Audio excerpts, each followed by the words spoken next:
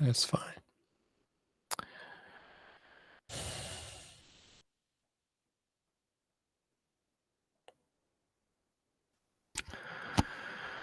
What do you see now? Black something or slides?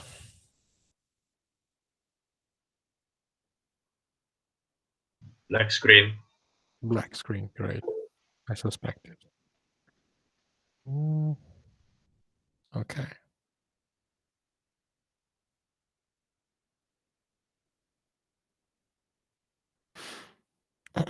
What about now? We can see the slides.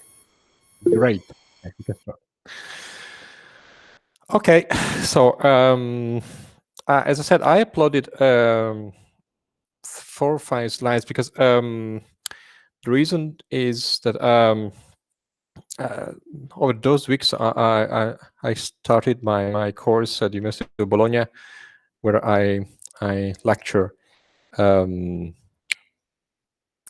culture economics and public economics to students from the Faculty of Arts in Communication Sciences, so they're non-economists. So we had a debate about very simple stuff because about public goods, how to fund. But I would think it may be worth sharing with you simple things, linking this talk to the current situation, because the current situation is about health. But the way we fund health, the way we fund culture, the way we fund the environment or education are, in principle, not very different. I mean, so just a few slides to discuss with you and present this case. So public goods funding, this is the first match of today, is one key feature of a given model of capitalism. Okay. We had in the past different models of capitalism. Even during the Cold War, actually the Soviet Union was a planned capitalism. Then we had the US, we had Scandinavia that at the time was close to socialism, and then Germany, Italy, or very different, Japan, another very different peculiar type of capitalism. So capitalism is a word which is not really defined if we don't provide some concrete stuff.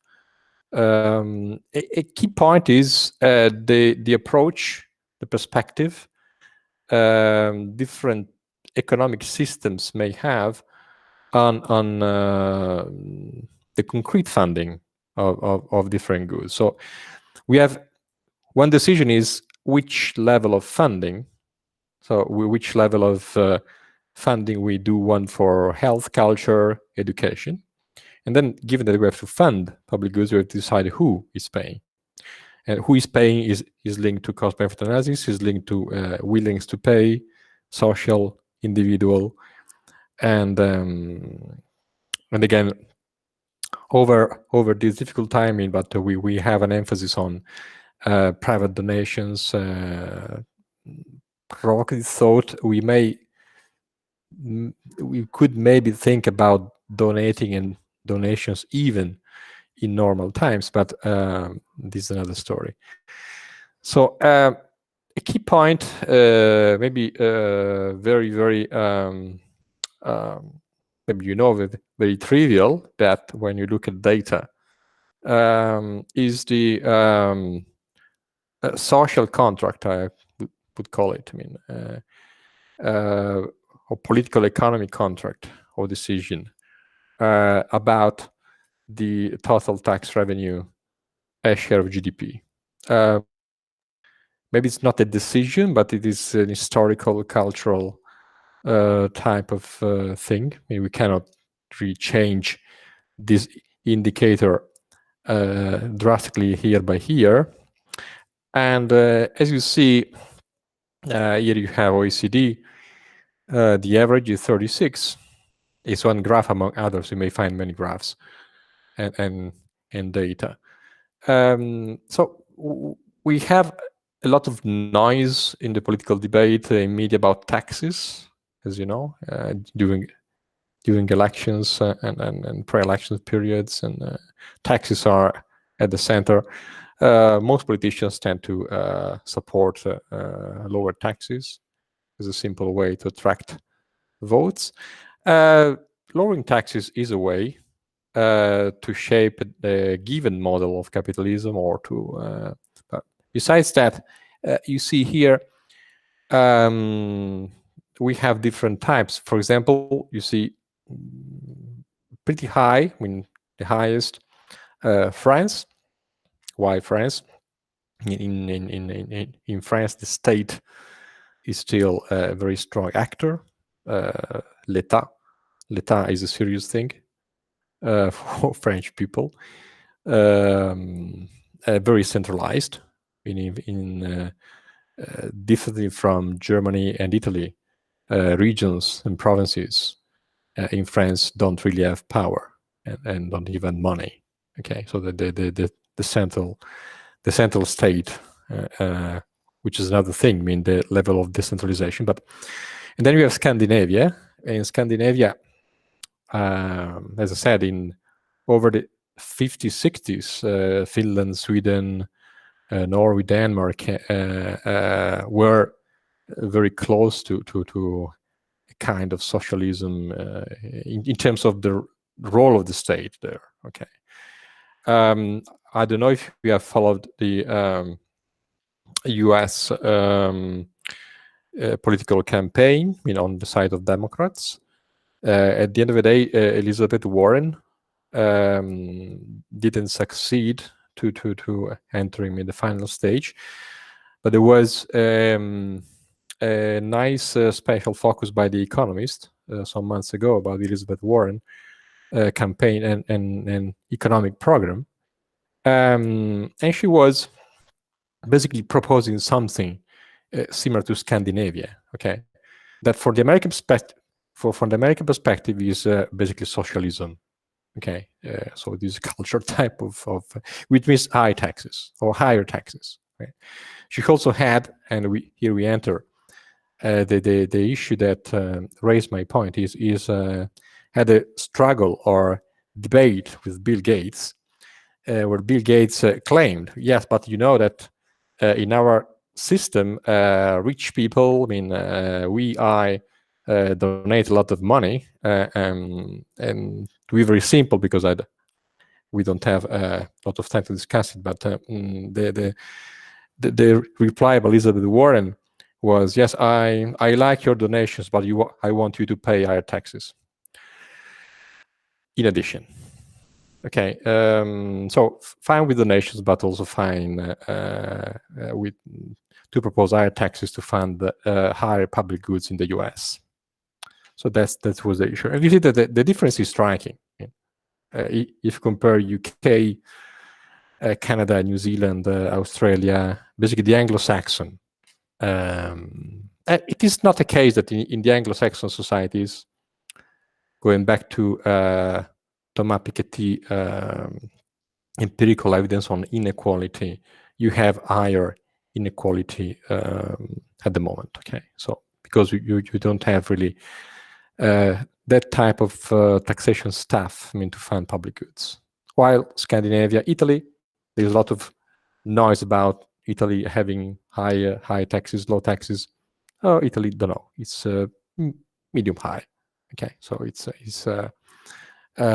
similar to Austria, a bit higher than Germany that decreased taxes in the recent past, but definitely lower than France, which is not far away. Okay, so and again, if you link taxation and GDP growth or well-being, GDP growth is not really easy to say whether low taxes provide higher or low growth. If you link taxations with well-being indicators, human development indexes, maybe mid-link is stronger. Countries with higher taxation tend to have better human development indexes. Okay, so this is a very simple stuff, maybe for you, but we have to recall ourselves that the social contract or the culture of a country is defined over those things. So you define the level of funding you want. Again, talking about health, this crisis has highlighted different models to fund health, different constitutional principles. Okay, I'm not an expert in law, but I guess that the universal public health constitutional principle Italy has is present maybe in Germany, in France, in continental Europe, but it's not really something that you can take for granted worldwide. Okay, so you need more money, you need more. So for culture, health, the environmental, you have taxpayers paying, which is the main pillar. Then the issue about tariffs and charges, okay, that you can apply to culture, which is a highly debated issue in culture, whether we should university fees, the payments for medical care. It's a political decision, okay? Whether taxpayers pay 0 or 100, if taxpayers pay 50, you have to cover the other 50 through tariffs and charges and donations, okay? So the three pillars or the three components way of funding is the puzzle that we have, I mean, to fund public goods or mixed public goods. Okay. Just a couple of slides about education, because it is what involves you as users, and this is possibly not the most updated graph, because I had a student from Poland who said we don't really pay, but Poland is, for example, within the low fees countries, so it could be even very low, if not 0.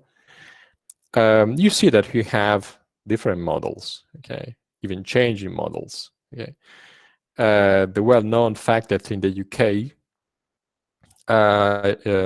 fees for students are close to the full cost. Could be higher than 5,000, close to 10,000 euro or pound per year for a master. In Sweden, you can apply, submit your proposal, and even if you're Italian and the proposal is fine, Swedish taxpayers pay for you. Okay. I had a funny story last year in a class where there was a Swedish student coming from Sweden, and we were talking about those things, and she didn't understand, and she said, "But why you pay for schools and university?" So she was really surprised about that. So because her culture is we don't pay for schools and university, taxpayers pay for us. So you see that Italy is now has increased fees even because of the cuts from the public funding, but you see different models. This is one component among others, but just reflect upon, I mean, the different ways we may have, and this is not I'm frank. We can criticize the US, UK way, but on the other hand, it could be the case that high fees could provide larger budgets to fund even for studentships. Okay, so it's not really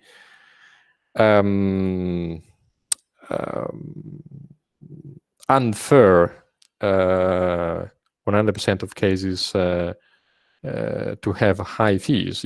It depends then how you reinvest fees. So that's a picture, and I think it's worth thinking about it, because one of the not good consequences, but one of the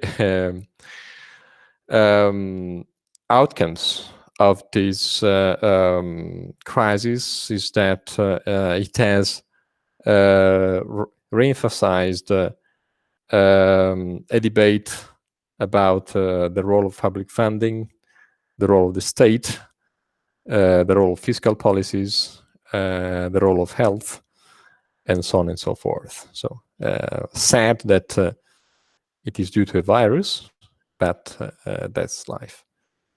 So this is, and for education is tricky, because, I mean, in general, for education is especially, it is coherent with the nature of education. Now you receive, I hope, some knowledge which is embodied in you. On the other hand, we fund education, and because it generates spillovers, so it is a positive externality. That's why we use public money and taxpayers. So we may use, because you have positive spillovers through your individual education towards a more general, I mean, impact on society. But this is, I think, useful, I mean, to reason around those issues. Okay, this was the first message I wanted to share with you. Some comments?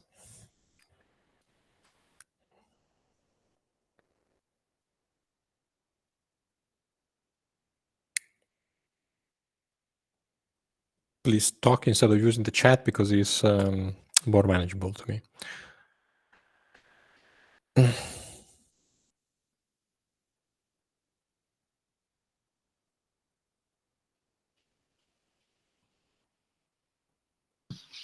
I have a question. Can you hear me? Yeah, very good. Yeah. Perfect. Yeah. Basically, my question is, does it mean that countries at the same kind of level of tax revenues to GDP, let's say Japan and the UK, which are kind of halfway, have a similar type of model of capitalism, or can there be models of capitalism even within the same, around the same ratio?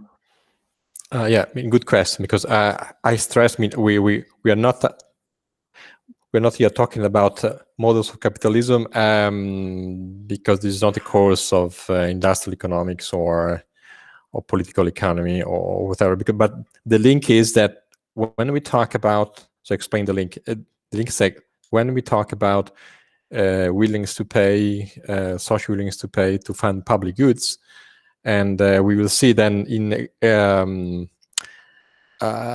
experimental methods, I mean, to ask people the willingness to pay, we have basically 2-3 ways, and the 2-3 ways are taxes, charges, or donations, because, I mean, those are the 3 ways. So project by project, we have to be specific when you carry out a study. And I'm anticipating the techniques we will address in April, May. You have to be specific about the payment method, okay? And the payment method for funding public goods is not one, but we basically have 3 methods, okay? The methods you propose depends on the social acceptability. For example, I know that over those times it's very difficult to propose to people, do you want to pay higher taxes? Okay, but people should be aware that public goods are not manna from heaven. So, and the current situation is sadly highlighting that. Okay, I don't want to be harsh, but hospitals are now taking care even of people who don't pay taxes and don't donate. Okay, at least in Italy. So so that's, I mean, the link is our willingness to pay, our way to donate, to pay for public goods. So I mean, and the level of funding is depending on taxes, charges, and donations. We don't have any other type of. Then we have cultural situations. For example, I mentioned the Bill Gates reply to Elizabeth Warren. Is right. I mean, he has his own foundation in the Anglo-Saxon world. Charities, foundation, trusts are really strong. Okay, in the sense that they fund a lot of public goods. Culture in the UK is heavily funded by donors. Universities are heavily funded by donors in the Anglo-Saxon system. You may have a chair of something, of political economy, of environmental economics, funded by the Rockefeller Foundation, funded by any, funded by even in France. I mean, now chairs share are funded by regions, are funded by firms. So I mean, the additional component of private donations and funding on top of the taxpayers pillar is relevant. Going to the question, there are other features. I mean, I'm just mentioning one. Other features may be the organization. When you mentioned Japan and UK, UK is part of the Anglo-Saxon shareholder economy. We are obsessed day by day by stock market, for example, dynamics. Okay, and media are pretty obsessed by that. I mean, stock market changes are more relevant in the US and the UK. Give an example, because in those situations, pension funds, so pensions, are paid by stock markets. In the Italian situation, yes, Italian families have some savings in stock market, in Germany as well, but German pensions, Italian pensions, French pensions, Japanese pensions are not largely dependent on the evolution of stock market prices. Okay, and they're paid by social contract, so they're basically paid by taxes. So that's why I think the obsession by media on stock market evolution, it is maybe too exaggerated for us. Okay, it's something that is relevant in New York, in London, in Sydney, and in other Anglo-Saxon societies. Then the economic system as well, and then I finish here. Just a joke. I mean, there's a famous paper I often share with students by Sebastiano Brusco in the Cambridge Journal of Economics, 1982, about the Emilian model. Okay, and the Emilian model, which is still maybe here, which is also the Tuscany model, maybe, is a model close to Germany, close to Scandinavia to some extent, with some peculiar features that you don't find in other situations. Just two: a strong role of the state again. Okay, so that you have in Emilia-Romagna, in Italy, in Germany, in Japan, and the organization of firms is another type of situation. Anglo-Saxon firms are shareholder-based.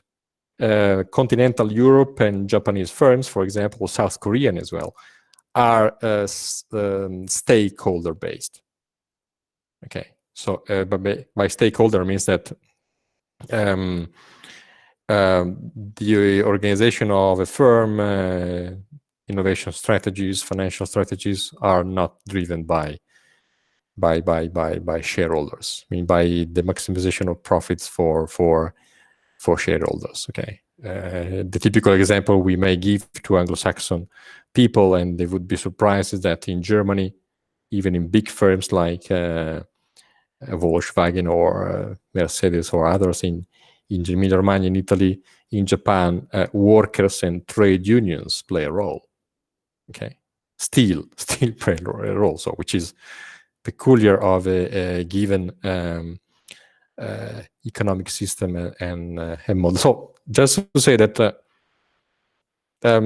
it is also interesting to explore the different models of capitalism we have and the different evolutions that those systems may be characterized by. So they're also changing. So they're not frozen systems. I mean, they may change, and there may be globalization may somewhat change the systems. Okay, so that's my perspective, at least. Okay. Okay. So this was the first part. Any other comments?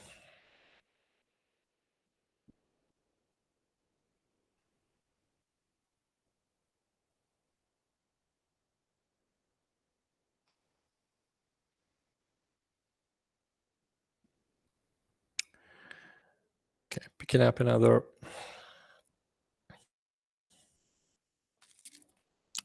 Hope you see now the other PowerPoint.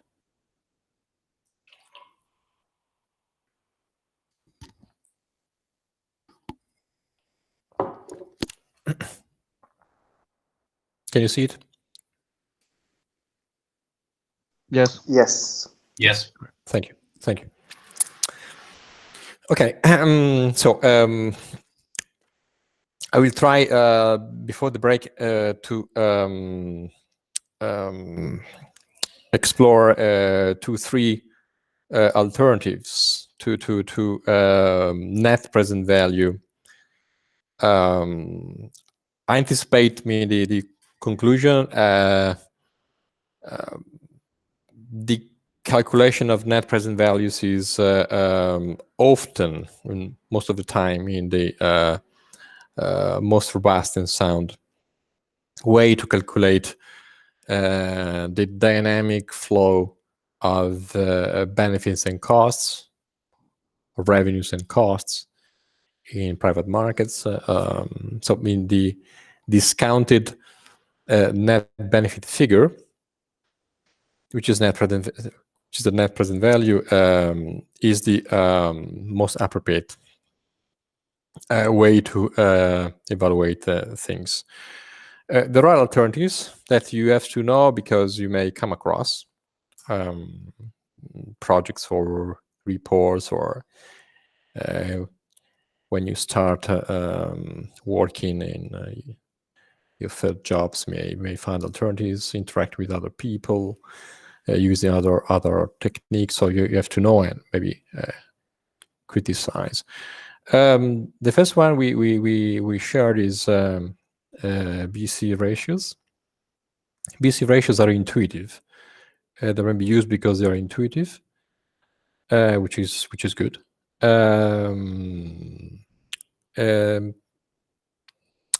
So here the issue is that, as you see, a ratio, thinking a bit about it, is something that doesn't integrate in a proper way the difference between benefits and costs. Okay. You will learn over your life that very simple stuff is often at the center of the table,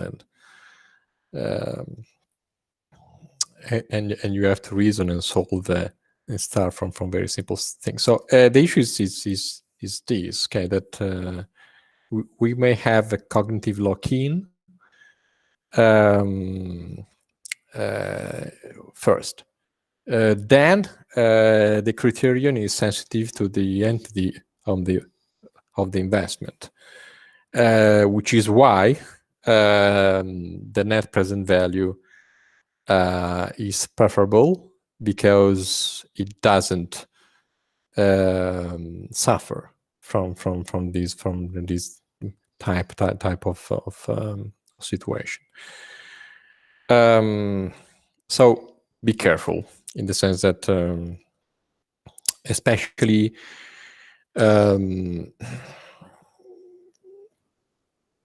engineering works or hard sciences tend to rely on this type of figure, which may be informative, okay, intuitive, but then if you really have to select and rank, you have to go through the real flow of benefits on one side and costs on the other side. Okay, so be careful. Another additional problem that tells you that project appraisal in CBA is really something which needs learning by doing, is really pragmatic stuff. That's what I liked in economic evaluation. Is as a student, I mean, that's my experience. After some courses on microeconomics, 1, 2, 3, I found in the CBA and evaluation techniques, with all the limits that we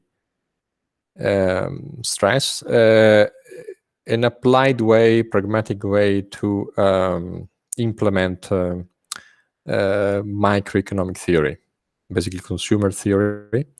So to give a concrete meaning to theoretical concepts, so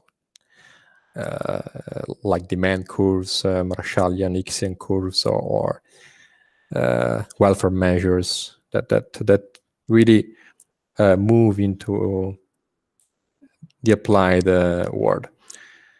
So another very simple, trivial stuff is that if you use ratios, be careful about where you include, for example, operating costs. So this is not something that affects net present values figures, but this may be relevant for benefit cost ratios. Okay. Then we were into internal rate of return, which is a typical macroeconomic indicator. You come across internal rate of return as a student in economics, typically when you analyze the investment function in the ISLM model, and you define the relation between investments and interest rates, which is one of the two components investments depend on, interest rates and then expectation on growth. So it's a typical Keynesian fact. It is relevant. Why? Because you could also encounter project appraisal that uses internal rate of return, which is the marginal efficiency of capital. The IRR is defined as the rate which equalizes benefits and costs. So I think it's intuitive, but again, I repeat for all of you, we're going to have a meeting before Easter to completely solve doubts and problems. So the issue is that it is an implicit type of figure, which is part of the problem compared to NPV. So the framework is not ranking projects over money values, because NPV is a synthetic money value. It's 2 millions, 3 millions. Okay. Here you reason around interest rates, or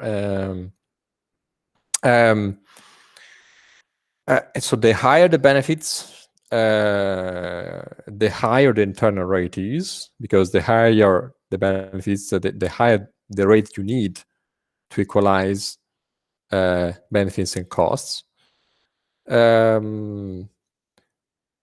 And then the project is compared with the benchmark, so which is the typical way of thinking.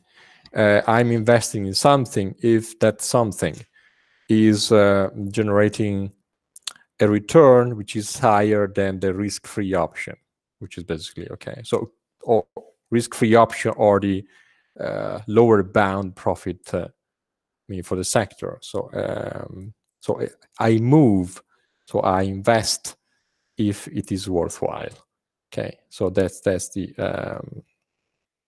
so you choose the projects on the basis of the level of that IRR.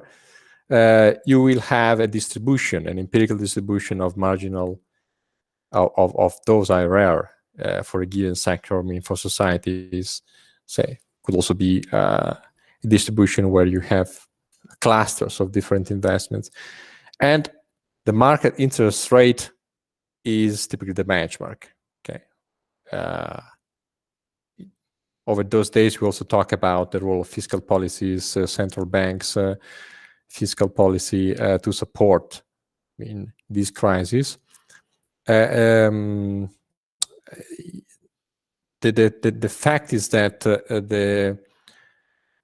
I repeat myself, but the market interest rate is today very, very low, pretty zero. Okay, so the possibility by the central bank to influence and to support the current crisis is, to a large extent, symbolic or political. Okay, not really economical, because central banks have been used to tackle the 2001 crisis after the attack to the Twin Towers, the 2008-9 recession, heavily, with the whatever it takes by Mario Draghi, that lowered interest rates towards zero, and now they are zero. They could be slightly negative, but more than that, it's possible. So if you want to increase investments, now it's a bit of reteaching of macro one. You have to use fiscal policies, because monetary policies have really been used as far as we could. But in general, in non-crisis, in non-extreme times, the in central banks lower or increase interest rates, so the benchmark, to influence investments. Okay, through this internal rate of return versus market interest rate benchmark comparison. Okay. For what we are concerned, those two measures are both used, and those are the definitions. So, and as said, the approaches are pretty different, because in one case you end up with having a ranking of dollars, euros. Okay. In the other case, you have a distribution of returns. Okay. So the picture you have is pretty different. Okay. If we use the net present value, we have to think about discount rates. This is relevant because this is a complication, but is also a way to be more transparent. For example, we may carry out sensitivity tests.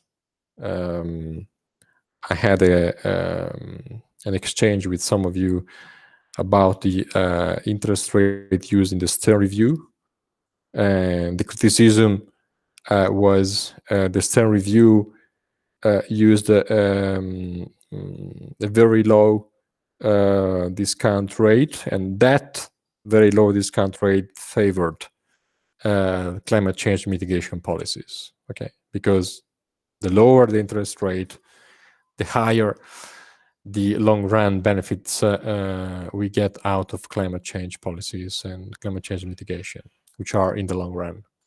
Okay, so that's, you see, you may carry out sensitivity tests. You may say, well, the interest rate is 3, but I also check whether my project passes through the test by using 3.5, 2.5, or 4 and 2. So you can use the typical confidence intervals to check whether the robustness of your analysis is stronger. So it's not just a defined interest rate, but you check different interest rates, different discount rates. So that's why the IRR is implicit. So it's something that you solve out of the calculation. So it's a different perspective. Okay.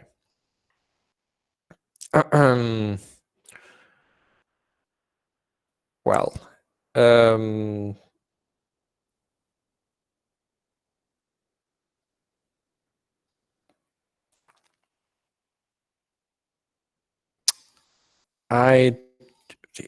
order to be very concrete, I changed a bit the slides because and I'm sharing with you that there are several references to IRR net present values, but I found a couple that could be a synthetic view where you see that this type of reasoning that we are constructing into a welfare from a welfare economics social CBA perspective, as I said, is actually far more general. Is what you use in corporate finance in financial markets. So it's NPV and IRR are used to assess financial markets performances, and then we as techniques we don't really have a difference between the assessment of social CBA and usual CBA. Okay, is the key difference we have is what we find in the discounting part, because in the discounting part, the social CBA framework must say something about market rates, so market discounting factors, so social discounting factors, and this is a bit more complicated or extended in terms of okay. So the internal rate is basically the rate that drives NPV to 0. So it equalizes the benefits and costs. So it's not a real interest rate. It's something which defines in an implicit way a project. We have a problem that I underlined that is relevant for IRR and also for the other very used in some cases criterion, which is break-even. And the problem is that they may tend to overlook long-run benefits in some conditions, or vice versa, to provide a stronger emphasis into short-run benefits. Okay, so the issue is that the criterion tend to favor projects with benefits in the first part, and then, as I said, you can't really play with discounting and to adjust or to say, well, so we may use different theories or different motivations to enhance the evaluation of long-run benefits. That's what we are doing for the discounting part. So it could be the case that they could convey opposite rankings. In normal situations, you may have a coherence in the sense that the higher the internal rate is, and the higher NPV, so there is, a consistent ranking between two projects. The problem arises when the projects are different, and this could be, for example, the case when you compare a project with a short-term bias, maybe more private, more market-oriented, with something which is more longer-run oriented, more public, with more public goods involved. And in that case, the situation could be trickier in the sense that you may have this potential clash when the NPV slopes are not depicted by normal, or you have this type of situations. The slope reflects the sensitiveness of the way NPV is influenced by R, by increasing R. So NPV decreases more rapidly if the benefits are concentrated in the final part.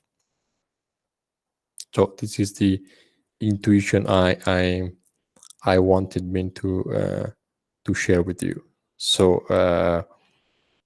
that's why again, the main problem is when we have to compare alternatives that could be characterized by a different share or different relevance of the public good features, given that most projects may have a mixed composition: profits, private benefits, and also public benefits. Okay. So if the long-run benefits prevail or are very important, then this is the overall and huge problem we often have with CBA and social CBA. So all those techniques, alternatives to NPV, tend to be fine if we are in normal situations. Okay. Non-normal situations, non-normal. It's not maybe not correct to say non-normal, but in situations that present long-run, very long-run benefits, and climate change is possibly the most extreme. A clash of things may arise, and then in this case and in other cases, you have some problems, and you have to be careful. So this could be misleading in some cases, even in financial markets, to be honest, not only in social CBA. Most people tend to prefer net present values for the flexibility, for the transparency of the calculation. what I stress here, I hope in a not simple way, but if a ranking is the aim, some inconsistency may be present. So we have to be careful and to compare. The other case, which is even more common, I think maybe you have come across, break-even, which is largely used in pragmatic business decisions. Okay, and break-even is, okay, I invest something, I buy a license, I invest in some fixed cost, and I ask myself, should I invest in A or B? So that the rule is covering the initial cost as soon as possible. This as soon as possible, again, may be linked to a support to investments which provide benefits in the first part. Because then when you have covered the costs, so you say, well, A is fine because it's quicker. Okay, then maybe project B, C, D could be better, but they're just not as quick as projects in the way they provide benefits, profits in the first part. Okay, so that's this is really even simpler. I mean, you overlook the second, third part, or the of your investment if you only rely on the fact that you have to cover the costs as soon as possible. So as soon as possible is really a metaphor of myopic behavior, I mean, which is part of the story, part of life, part of business life. But again, it is a concept and a rationale that could move society and investments towards short-termism, and so that's the overall stuff. So summing up, you may have enjoyed or not. Enjoy is a strong word, but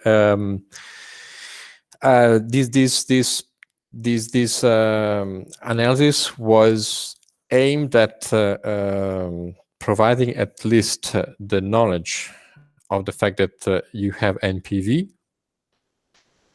which in a nutshell, you could say is the most reliable, not always, but I mean, if we have to choose, maybe we should pick up NPV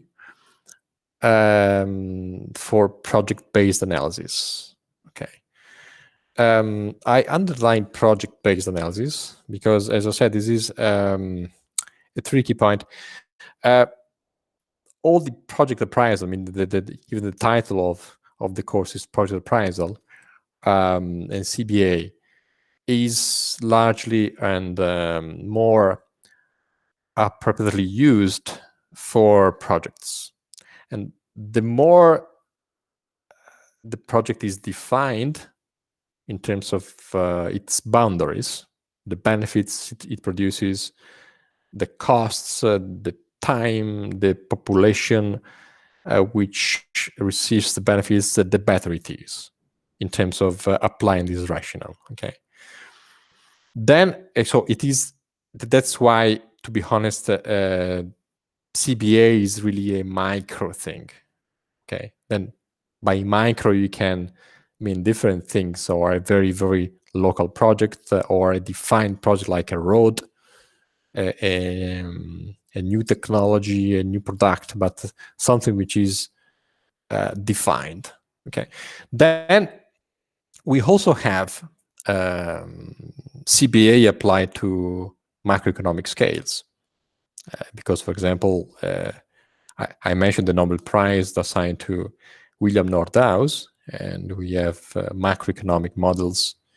Macroeconomic models try to assess the cost and the benefits of doing nothing, for example, the Stern review, doing something what? A carbon tax of $10, carbon tax of $20, carbon tax of $100, other options. So you compare the costs, typically lower GDP, and the benefits, reduced emissions.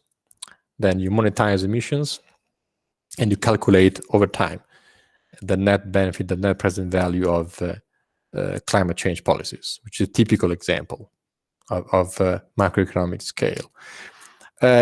Even now, I don't want to be provocative, but we live in this situation. I think you know the and also share with you the Imperial College paper, which is one of the papers behind the various different policies. Okay, you can reason around the various strategies on cost-benefit analysis. I don't know whether the first UK proposal, then they changed a bit position, was a CBA application, which was we have to face many deaths. The deaths are the costs, but the benefit is to reduce as far as possible the economic costs of this lockdown. Lockdown we're living in is generating economic costs, and the benefits are mainly the avoidance of deaths and other health-related issues. It is trickier because you need models, you need macroeconomic models. You have to set up a situation which is not really defined, so it's really the economic system, then which could be a country, but in some cases the global society. So you need a macroeconomic model that describes the global economic system. So you see, it's one way we may one tool we have within economic sciences, but it is a different type. I would like to stress the difference. Okay, we have a project-based analysis. Should I invest in a new high-speed train in between, a new road, a new facility, a new airport, a new something which is defined, or a policy or a big policy, which is another type of thing. And okay, so just anticipating what we are witnessing in April and May, after the definition of the techniques of CBA, we have to talk about the values. So the values framework. We face the environment is a public good, is a mixed public good. The environment has use and non-use values. For example, then I stop here. We have use values. Think about the forest. Logging, we have indirect values, use, for example, tourism. We also have non-use values linked to a forest, which is the existence of the forest, the biodiversity, the storage of carbon as well. So you have different values that culture as well. The culture is another analogy. You may be a tourist, visitor to a museum, or you could be a visitor and user of conservation, or you could also be interested in conservation. Just knowing that something is preserved and conserved being the Amazon forest, being Machu Picchu, being Pompeii, being Stonehenge, being a species in Africa. So even pure conservation, pure preservation is something that you should or you could be interested in. Before the break, the rap song. The rap song is linked to the macroeconomic setting. Why? I'm sharing the YouTube link with you, so you have 15 minutes to. I came across that song in a movie that you maybe know. It's the title is The First Man, I guess. It's about the Apollo project. And the problem was at that time that the money US taxpayers had to pour into the moon project was substantial. Okay, and in 1968 it was even a hot period in political terms. A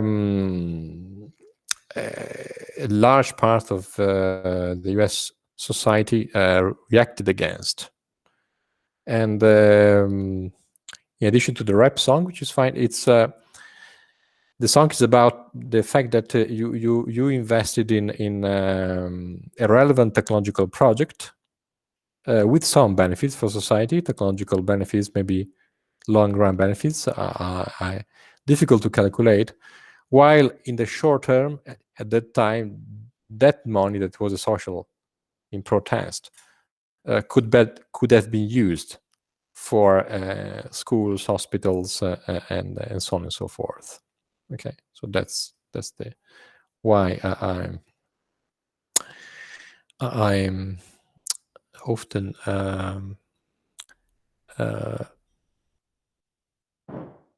okay.